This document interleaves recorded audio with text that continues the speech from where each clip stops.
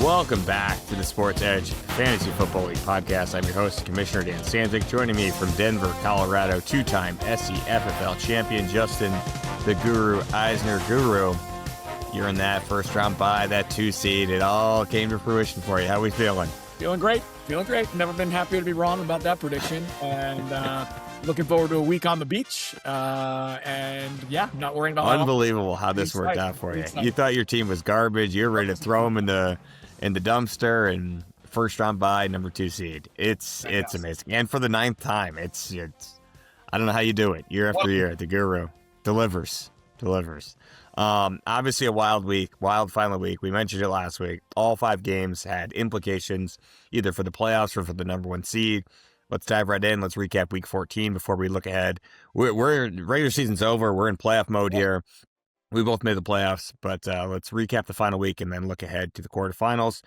We will start in the obvious place. Bowers Castle, Hoban. They took care of business.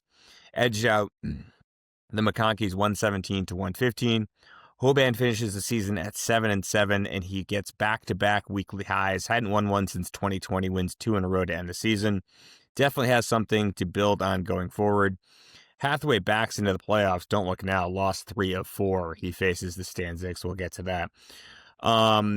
We got to talk about this, though. It's the elephant in the room. I've gotten some texts from other managers about this. I'll just put this out there for you, see what you think, and then see if we can come to some sort of decision. But what are we doing about this golf wager between Hoban and Steve? Like, am I really sitting here understanding that Hoban is just going to give Steve his 2026 first-round pick and his 2027 second-round pick because he lost the golf match to him? Where do you stand on this? I don't know. I mean, how do we prevent this? Like, I think, what if he wanted to pay him $1,000 for the first pick? Would that be different? Like, I don't know. I think we have to let people manage their team. What are we going to do here? Gamble wisely. Like that. We've seen all the ads. Like, I don't know. What do we do?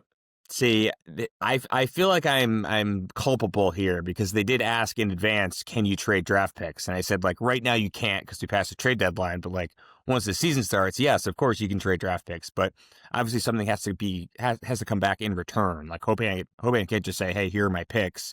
Steve has to give him something back to make the trade done. Normally in the past when trades involving picks are made, Yahoo does this thing where say I traded you my first round pick, I would get you a last pick in the draft. Like that is. But I would say this, you played golf, Steve wins. If I'm them, just wager, $50, $100, just call it a day. Here's $50, you beat me in golf, move on. Or if they really, kudos to them, they wanted to get the fantasy league involved, great. I think where I come down is if they really want picks to be involved, Steve won the match, Hoban's going to have a higher draft pick. If they want to swap first-round picks, I think I'm okay with that, but just gifting Steve a first-round pick because he beat Hoban in golf just doesn't sit right with me. We'll see how the rest of the league feels. That seems like a good compromise, this swap the picks. I like that idea. I mean, if Hoban had won, I don't know what we would have done in that scenario, though. So, I mean, I think that's a good alternative here. Yeah, I think the problem is following the text chain. By the way, thrilling. Down 2 is fantastic. I was loving it. It's good. Little play-by-play. We'll follow the golf match. Wish Hoban's dad could take some video and send it to us. My God. Hey, come on. But who knows? I think we can come down somewhere on that. But I think just Hoban also has already traded away all his picks. Again, we can recap that probably in a future pod in the next couple of weeks here. But he doesn't have a second-round pick. I think he gave that up for Isaiah Pacheco, terrible trade. Gave up his 3rd-round pick for Deebo Samuel. Okay. Made his team more competitive, but if he doesn't have a first-round pick next year, it's not looking too great for Hoban. But would like to hear from the rest of you guys how we feel about that. If we just, allow Steve to pocket a first-round pick and a future second-round pick just because he beat Hoban by a couple strokes in golf. You guys let me know, and we will come to a decision on that. Guru, we'll get to your team. You fended off Hunter. I don't even know her. 109-96. Earned the number 2 seed, like we mentioned. That coveted first-round bye. For an SEFFL record, 9th time. Number 2 on that list is 4. So you have 5 more than any other manager in terms of getting the first-round bye. In one of the many texts that Hath has sent me this week already, and there have been many, he surmised that teams with first-round byes don't win the title that often. So I did what any good commissioner would do. I looked it up. Yeah. We have had 16 seasons, 16 championships given out in the first round bye era. That is every season except the first season. First season, 2008, we had 4 teams that made the playoffs, so there wasn't a first round bye. So if 16 championships have been given out in the first round bye era, how many of those 16 do you think were won by teams that had a first round bye? First of all, proud of the boys. Great job by the boys this week. Fantastic. I didn't know we were getting a locker room speech here, but okay. Second thing I'll say is I've beaten a few drums in this league for a long time. One is that I think we should do the loser points. There's a bunch of that I've been beaten. One that You mean like the 2 wins, like up for grabs, 2 wins already? I do like that. I don't know if we can convince the whole league to do that, but I do like that. I'll give you that's one I've been saying for a long time. The other I've been saying for a long time is it is harder to come in second in the regular season than it is to lose in the finals of the playoff. And we have always given, I think, money back. Normally, like, you get your entrance fee back if you lose in the final. Yeah, and we give nothing to the other bye players. You get a first round bye. That's what you get. No, I've been very big on this for a long time. Now I'm realizing maybe it's because I've had a bye night. I didn't know I had a bye so many times. So maybe subconsciously I knew this was going on. But I still think we should be paying out second place regular season more than we pay out second place playoff. So I'm just going to get those 2 things out of the way. Let us know. Leave a comment, rate, review, and subscribe. Yeah, we'd love to hear from you. All right, so 16 teams. So 16 seasons, 16 teams have won. I've got to think it's a little less than half. So I would say 6. Nailed it. Look at you. Come on. 6 for 16, 6 times. I should tell you, I should have this up here. The last, let me pull it up. I don't even have it up. Shame on me here, but I will get it for you. The last time it happened,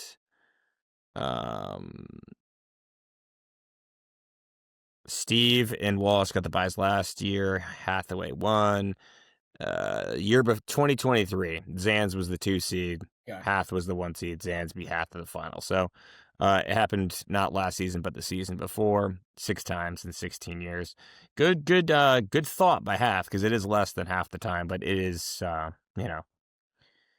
big advantage. You guys don't have the opportunity to lose this week. You just get to sit back and relax. Yeah. What are you gonna do on your bye week, by the way? I don't know. We got a big trip planned for the team. I think we gotta go somewhere. You know, we gotta is half the team going to Cabo or something? Yeah, like Vegas, like Ryan Reynolds, Rob McElhenney situation. Let's get them all to Vegas, bro. But you know what? We can't because I have no budget because there's no money because I didn't win anything from coming in second. So there you go. Okay, maybe that's where we should head. I should maybe if we make some real changes. I do ask every year for real change suggestions. We've had a bunch over the years, not a lot lately.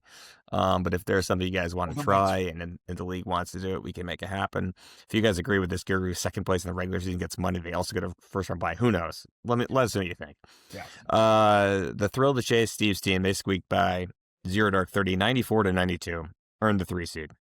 Hath is not going to like this. Let me tell you that right now. He should probably turn the podcast off right now. He's not going to like this. Hath scored the second most points in the league this week, lost. Steve scored the second fewest points in the league this week, and he won. And Steve's your 3 seed, Hath's your 4 seed. I could not believe this when I looked it up, but Steve's 94 to 92 win was just the 4th pillow fight victory in the league this season. And Guru, you have 2 of the 4. Lucky season for you. Which manager do you think has gone the longest without winning a pillow fight? And of course, if you guys forgot, a pillow fight, I think this was Steve's nickname, best contribution he's made to this entire league, the pillow fight. If you score under 100 points and you get the win, 2 teams both scoring under 100, it's a pillow fight. Who do you think has gone the longest without winning a pillow fight? All right, considering the talk track this year, and I really think last year we had a similar talk, I'm going to say it's you. It is not me. Okay. All right, that was my guess. I'm wrong. I'm 1 for 1 today, and they're 1 for 2 in trivia. Yeah, I know. And it's not you either. Normally, I mean, I ruled you out because normally the safe move is to guess you, but I ruled you out because it's happened to you twice this season. Right. The correct answer, he may not be listening right now because he told him to turn it off, but it's Hath. Wow. Do you have any idea when his last pillow fight victory took place? Any guesses? Well, let's see. This is the 2025 season, but 2023. That's what I would have thought. I would have thought everyone gets like 1 or 2 here and there over, a year or 2, 3. Hathaway has not won when scoring under 100 points since 2017. What? That's wild. Insane. And Pete Allen, who's the second longest to have not won a pillow fight, has not won one since 2018. That is insane. I thought for sure everyone in the league in the last 3 seasons would have won by scoring less than 100. My second guess was going to be Pete, so I would have been close with that one. But still, yeah, I don't know who's. I didn't write down the whole order. I just looked it up, and the last two were jaw dropping. Yeah. Sale C's Kess bested the Stanzics in a matchup that had to wait until Monday night to be decided, and I gotta say, the fact that Hoban's playoff hopes were crushed because A.J. Brown dropped 2 short touchdowns and Hoban was in the building to witness it, perfect. I mean, like, chef's kiss. Just couldn't have written it any better. Congrats to Kess, by the way. Made the playoffs for the 3rd time in 4 seasons, in his 4 seasons back in the league. All 3 trips as the number 6 seed. Lost the first 2 playoff appearances to us, to me in 2022, to you in 2023, and here is hoping that the 3rd time is the charm because he, of course, faces Steve. We will preview that quarterfinal coming up in a little bit. Also, in honor of Cass, who went with his guy, Omarion Hampton, fresh off the IR, I'd like to play a game with you. Let's do it. And that game is athletes, current and former, from any sport, whose names connote hotels. Omarion Hampton, of course, connoting a Hampton Inn. I could have used Rodney Hampton, former New York Giants running back, to do the same Hampton Inn. Hampton, yeah. Yep. He's on your list. Rodney Hampton. I had Rodney Hampton. Yep. Look at you. Okay, but the Hampton category has now been taken away. It's gone. Okay. So we can go back and forth here. Sure. Tell me what you got. I mean, the most obvious one I feel like in recent time is T.Y. Hilton. T.Y. Hilton is the first one I had as well. T.Y. Hilton. I will throw. Obvious too, but I'm curious. You go because I went first. T.Y. Hilton. I had my next one would be Marcus Mariota. That feels like a threat. Oh, you don't like it? It's not like a perfect, like his last name's not Marriott. It's Mariota. It connotes Marriott. Fine. I think the second answer is almost just as obvious as T.Y. Hilton. It's Howard Johnson. Oh my goodness, I didn't even write that down. Yes, former New York Met. I know. My apologies. Great. So I think Howard Johnson, clear number 2 answer. Very good by you. I'm going to go with. See now. This game gets a little trickier because I don't know how I should. Let's see. I'm just gonna go with another obvious one. Okay. I'm gonna go with Jalen Hyatt, New York Giants wide receiver. Nice. I think, by the way, so we should chart these lists, Dan, and we should have the team. Everyone should vote on which list was better. Maybe like top 5 or 6 or so.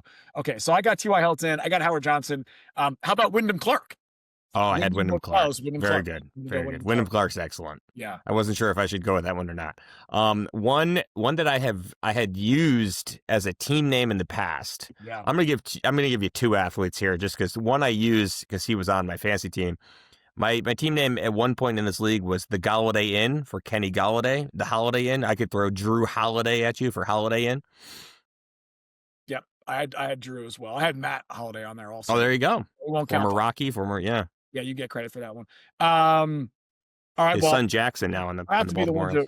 I have to be the one to bring the hockey reference because you're not going to do it. So current Rangers GM, former player in the NHL, Chris Drury Hotels. I didn't know there was a Drury Hotel. 1, didn't know that. And 2, I do know Chris Drury. He's from Trumbull, Connecticut, played in the Little League World Series, and he is also one of the founders of Colony Grill Pizza. That I didn't know. Yes. Consummate winner, by the way. Won the Little League World Series. Won, I think, the Connecticut High School State Championship with Fairfield Prep. Won at BU National Championship. I think he went to Trumbull High, by the way, but that's, just local Connecticut. I'm pretty sure his thing was up at Fairfield Prep, but maybe I'm was it? Okay, maybe. Won somewhere in there. He then went to BU, won National Championship. He was Rookie of the Year in the NHL, and he won a Stanley Cup. It's like insane. He's a winner. And now he's got one of the best pizza chains in Connecticut. And it's actually he was a part of that. Expanded beyond Connecticut, but most of the locations are in Connecticut. Didn't know there was a Drury Hotel though. Hotels, yeah, it's a chain of hotels. It's a chain. Okay. Yeah. The next one I got for you, actually, it's the last one I have, so you might win this. Okay. But Days In, I went Jason Day.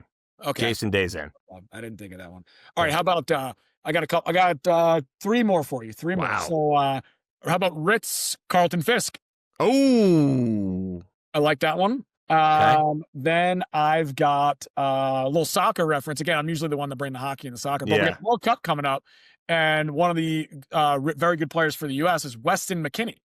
Now, That's spelled good by you. correctly, but I think that's a good one. Weston McKinney, that's good. Yeah. He spells it with an O, with the Weston's with an I. That's good though. Correct. Yep. All right. And then my last one, I think it's my last one, is I found this was one I did not know. It was a hotel. There's apparently a Amman hotels, Amman resorts. So Amman Ra St. Brown. Didn't know there was one of those. Amman resorts. I was gonna throw again. I was gonna throw. There's like a Radisson hotel chain. I was gonna give you Addison Barger of the Blue Jays, but I'm like, nobody knows who that is. It's just kind of a stretch. I don't know. And then there's an Omni, and I was gonna do like a what was it? Like a Romney or something. I had something for Omni, but it was a stretch. I was like, I can't do it. Okay. Fun game though. I used to do that. We used to do that game with Stugotz all the time. It was more on the fly though, so you didn't get to look it up. Had to have a very good depth of knowledge of like random athletes. Okay. The last game in Week 14, to recap, the Allen Bros, Pete Allen, they won the game they wanted to lose. They beat I Love Hyphens 110-94 thanks to 43 points by Josh Allen, the team's namesake. I have asked you this question in some form or fashion in years past, but which do you find to be worse? Steve never winning a title with Patrick Mahomes, or Pete never winning a title with Josh Allen? I have stats if you want stats, or you can just answer. Well, I'd like the stat of, which I don't know, who had the person longer.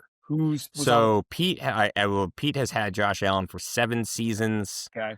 Josh Allen's been in the league for 8 seasons. I only counted 7 for Pete because he didn't play Josh Allen as a rookie. Okay. In his second year, I couldn't really deduce if he played him or not. But I have 7 seasons for Josh Allen with Pete, 6 seasons with Mahomes for Steve, in which he was playing him. He traded him in mid-November of the 6th season to me. Okay. So Pete has had Josh Allen about 1 season longer than Steve had Mahomes. Okay. Well, we don't usually miss a chance to give it to Steve. So this podcast, that's typically where we're going to go. I think it's so close in my opinion. It's closer than I thought. I'm just going to go tie break. Pete Allen, Josh Allen, teams named after Allen. It's got to be that. That's my tie break. I'm going with Pete and Josh Allen. Team namesake. Yeah, I thought that was going to be the answer because Josh Allen has like been head and shoulders the number 1 quarterback. Pete, as I mentioned, has had Josh Allen as his guy for 7 seasons. Pete has finished 8th, 5th, 5th, 7th, 4th, 5th, and now 9th. He did make 1 finals appearance in that stretch in 2021, lost to Hoban. In 6 seasons with Patrick Mahomes, like the Mahomes prime, obviously he's still playing, Steve finished 1st, 4th, 3rd, 10th, 8th, and 10th. So 2 last place finishes with Mahomes, which is staggering. But he did have 3 top 4 finishes. Pete only had 1 top 4 finish. And Steve made it to the finals in 2018 and actually lost to Pete. Pete was starting Russell Wilson back then. Feels like a lifetime ago. Steve had higher highs. Yeah. They both reached the highest mark, losing the finals. I don't know what the right answer was there. But I think the fact that Pete has not finished in the top 3 with Josh Allen, I think that's worse. And he's had I think you'd rather the like high, low that Steve had, right? Yeah. But even though he didn't win, at least you're like a top team a couple times. Yeah. And we don't like giving Steve credit on this podcast. We do not. But I will say he also traded Mahomes and got incredible value. He traded him to me. I had to look back on this trade. It was Mahomes.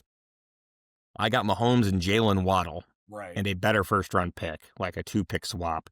And he got Kyron Williams, Jamar Chase, and my first-round pick. Yeah. So I remember I think I was against that trade for him, too. I think I had said that the first-rounder should have went the other way. Right, you did. I think that was my only take on that, which, and if I had not been able to trade Jalen Waddle for 2 first-round picks for Hoban, that deal would be looking real bad for me right now. But I think in the long run, it ended up working out as difficult as it was to trade Jamar Chase away. We'll move on to a segment we're just calling Toss-Up because it's just random questions, mainly from the teams that didn't make the playoffs. So hopefully they keep watching the podcast, even though their championship hopes have come and gone. We're going back to Hoban here. Which loss do you think hurt the most for Hoban? Losing to Steve in golf, and we'll just say, remove the first and second round picks, which are up for debate here. The Eagles losing to the Chargers with him in the building, or the Commish losing to Cass and knocking Hoban's chances of making the playoffs out the door. So 3 losses to Steve, his Eagles, or his playoff chances. What do you think hurt him the most? I meant to text Hoban, like, what's the handicap situation between him and Steve? So he was getting strokes. I think Well, Steve is probably like and again, I could be off of this, guys. Please correct me. I'd say Steve's probably like a 3, okay, Hoban's like a 5, or okay, maybe it's Steve's a 4, Hoban's a 6. So I think Hoban was probably getting a stroke aside. okay. I'm gonna say the Commish losing to Cass only because that also had the Eagles' misfortunes baked into it, It's true, and he's and there. he was there. Right. So I think that is the answer because it almost encompasses 2 of the answers. And assuming that Steve is a lower handicap, then maybe he was kind of thinking it might not go his way. Yeah, I when I wrote this question, I think I'd go with that for the ego bruise of losing in golf.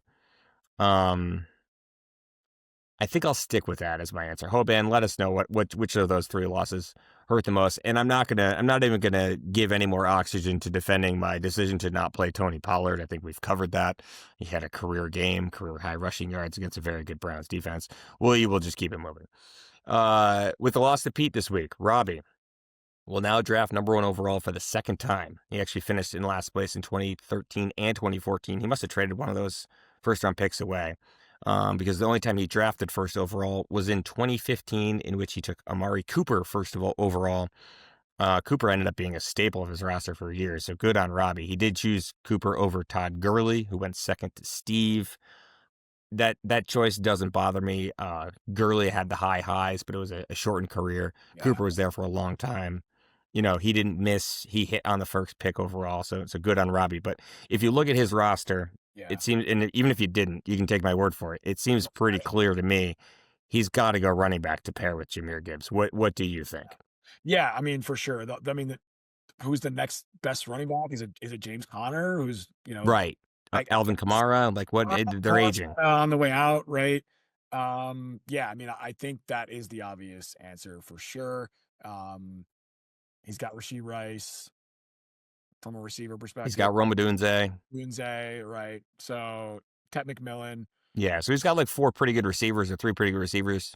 I think he's got 1 good running back. Yeah, we'll have to bring. I mean, I'm not gonna know who it is because I'm not a college football guy. We'll bring half on at some point, but well, I got some info for you from perfect. Literal friend of the podcast, Field Yates. Yes, I know. Put a mock draft out this morning. Okay. He has the following skilled position players going in the top 20. Okay. Ohio State wide receiver Carnell Tate. He has going 4th to the Browns.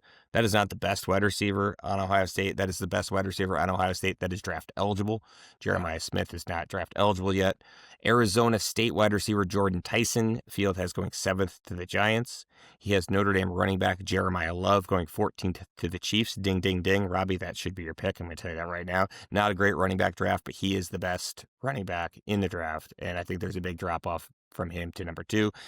Field has Oregon tight end Kenyon Sadiq going 19th to the Bucks, and he has USC wide receiver Mekhi Lemon going 20th to the Steelers. So if Robbie takes Jeremiah Love, which he probably should, Pete will probably have a choice of those wide receivers, and then we'll go on from there. Walsh, he's now missed the playoffs 5 of the past 6 seasons, finished second last year, first round bye, lost to half in the semis. His focus right now is rightly on the New England Patriots, who have won 10 games in a row. Sneaky good run for the Celtics going on right now, too, but I'm sure Walsh is dialed in on the Pats. 10 in a row, just like your Broncos, Eisner here. I mean, I know you're a Jets fan, but, you live in Denver, so you're fully aware of what's happening with the Broncos. Which team do you think will advance further in the NFL postseason, the Patriots or the Broncos? Guru, what say you? First of all, the Patriots being good again makes me sick. Too soon. I agree. I mean, come on. Can we just get I don't know, a decade of being shitty would be great. Even I think I would have signed for a good 5-year. Yeah. This is crazy. I think they probably did have a 5-year swoon, and it still feels like it's too quick. Yeah. It should have been at least 10, but yeah. I mean, it's a literal lifetime of the Jets, so it's like we could. So I have to. Maybe you should just become a Broncos fan. Well, I mean, sort of, yeah. I mean, your adopted team.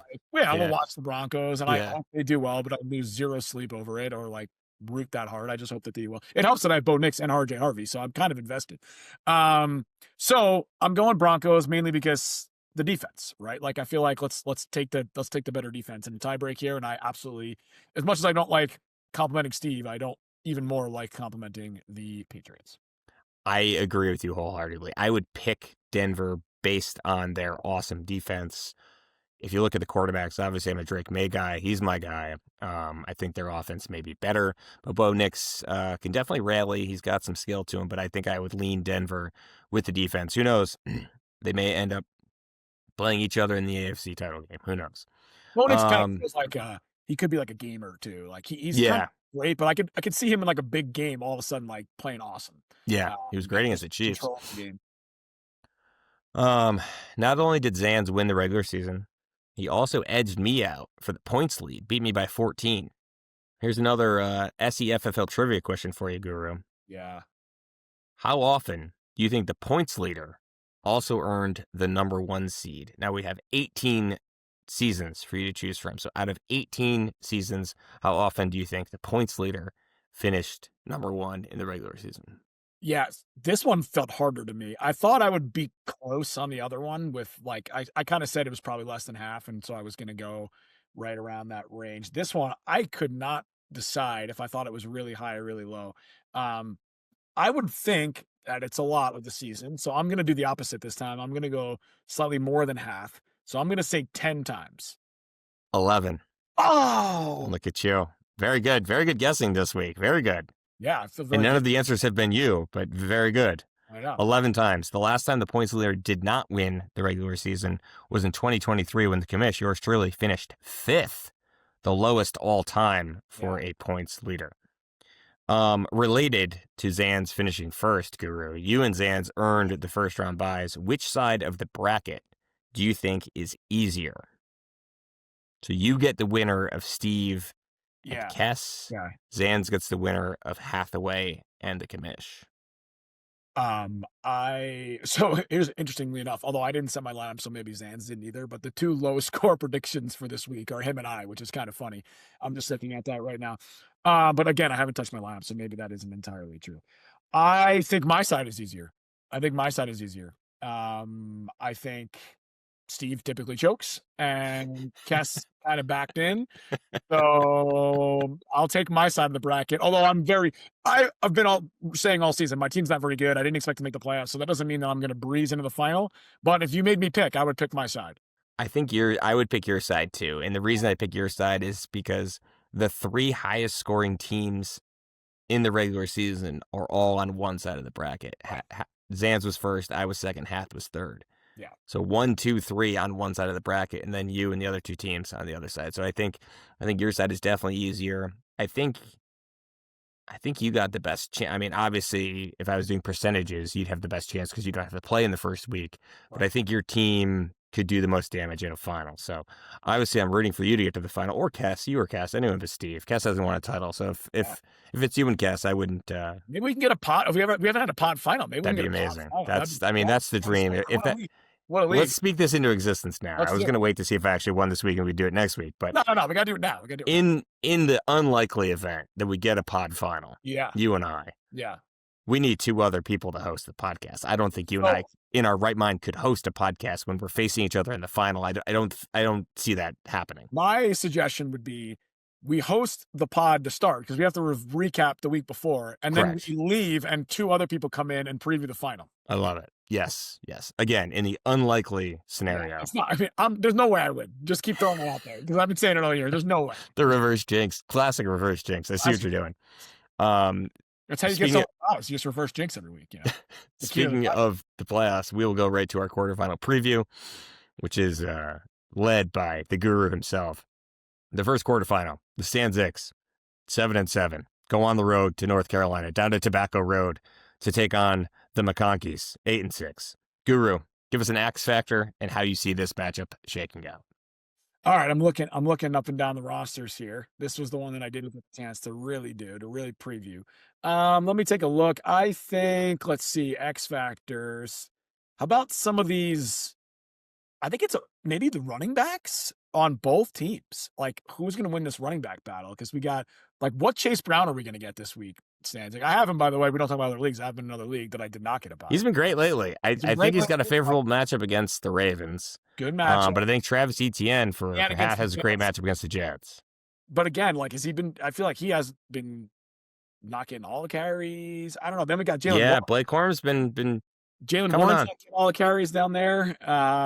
We talked You about. say this as someone who rosters both Blake Corum and Kenneth Gainwell. Look at you. I know. I know. I'll give you my X factor, and But it's simply this: it's the Rams Lions game because Hath has Stafford, Stafford, Amon-Ra, Kyron Williams, and David Montgomery currently yeah, in his starting lineup. That's 4 guys. 4 of his 9 are yeah. playing in one game. So if that game is a track meet, which a lot of people expect it to be, that does not bode well for the commish. Okay. Yeah. I think it's running backs versus running backs. You like that game. I think that's a good call. I mean, there's so many people in that game. That's crazy. All right, we move on. Let's keep going. Sale Seas, 7-7. They head west. They go to La La Land, Los Angeles. They take on the Thrill of the Chase, 8-6. Steve's team. What, in your opinion, Guru, does this game hinge on? Who do you see coming out on top? Oh, you didn't pick a winner. Oh, I didn't pick a winner. Well, I'm taking the commish. Okay. All right, good. Yeah. I mean, It makes me feel better. yeah. How are we not going to take the commish? I know. All right, so we got Sale Seas and Thrill of the Chase. Give us what this game hinges on and who you think wins. I mean, 2 quarterbacks that are not my favorite quarterbacks. So, which I weirdly think, I don't know how, I'm not a huge Purdy guy. I'm not a huge Dak guy. So we can look at that. We can look at Purdy versus Prescott here in that matchup. I'm looking, there's also quite a few Qs on the roster here. A lot of questionables.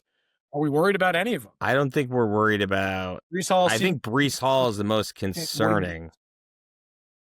A lot of question marks. A lot of question marks.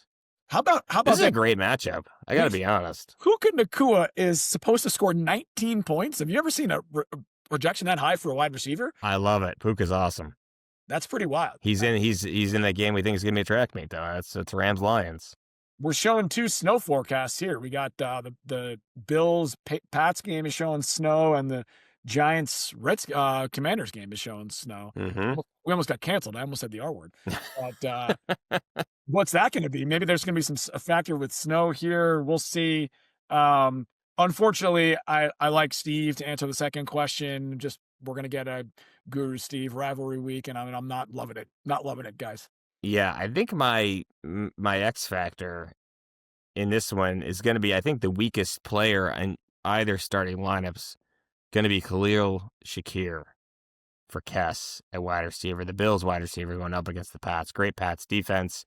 Shakir had a crazy touchdown last week, but in 2 of the 3 weeks before that, I think he's had 1 catch and no catches. So I'm a little concerned about him. Obviously rooting for Kess, but I think Khalil Shakir is going to have to step up big, and I don't know if it's going to happen. So I'm going to predict that Steve wins against my better judgment. I just think the deck looks like it's stacked in his favor. I'll predict that I win as well. I don't want to choose against myself. The humility can go out the door in the playoffs. It's win or go home time. And then Guru, you get to sit back and watch this week. Thanks for doing this. We'll be back next week, hopefully with some interesting matchups to look ahead to in the semis and some interesting quarterfinal matchups this week to recap. Any parting words? No, I'm excited. I think we're going to get good matchups either way. It's going to be a ratings bonanza either way, I think. That's what I'm talking about. And we want to hear from you guys. Let us know what you think. We threw a lot out there. Let us know. Get back to us. Text, thread, email. Full player feedback, and I want to know what people think about the second place team second place in the regular season getting money. And let us know what we should do about this golf wager that involved picks, if it should just be executed or not. Excellent. All right, guys. Good luck this week for those in the playoffs. Hopefully, those of you that didn't make the playoffs are still paying attention. And like I said, we'll be back next week. See ya.